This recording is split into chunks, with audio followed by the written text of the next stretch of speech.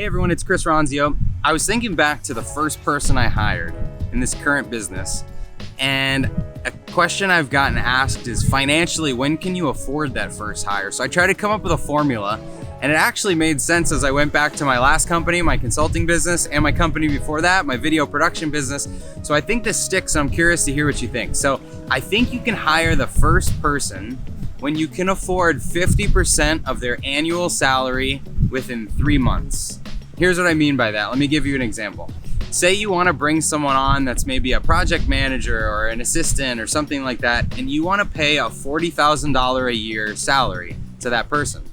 50% of that would be $20,000. And if I wanted to afford the $20,000 salary in 3 months, that means I've got to have a surplus of about $6,000 or $7,000 a month in cash flow to be comfortable bringing on that person. The reason I say that is because it's about double the cash flow that you would actually need to pay their salary. And when you feel you've got that, you're in a position where you can be comfortable even if the months go up and down a little bit.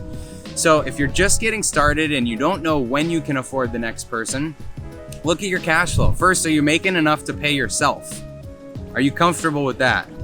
And if you're not, maybe you still want to hire that person, but you've got the debt to tap into to afford them. So this can be the whole financial picture, whether it's cash in your account or debt on your credit cards, whatever it is.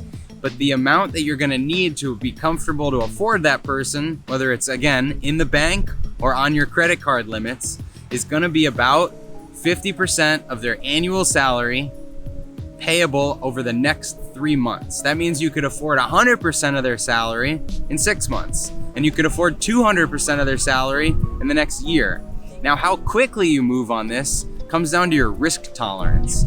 So if you've got one good month where in that example I gave you, you brought in an extra $7,000, you paid yourself, you made all the money you could, and then you've got extra $7,000 in billable time, then you might be comfortable enough bringing that person on right now in month 1. If you need to accrue that money for a few months before you're comfortable enough to start posting that position and bringing on that person, then maybe you're a little less risk tolerant. But that was at least the threshold for me, was any person I'm bringing on, I want to see that we've got that cash available coming in on cash flow, we've got the money in the bank, or we've got the debt available through investors or credit cards or whatever it is to be able to afford that person and weather a little storm on the ups and downs. So let me know what you think, and if you've got a different formula, post that below.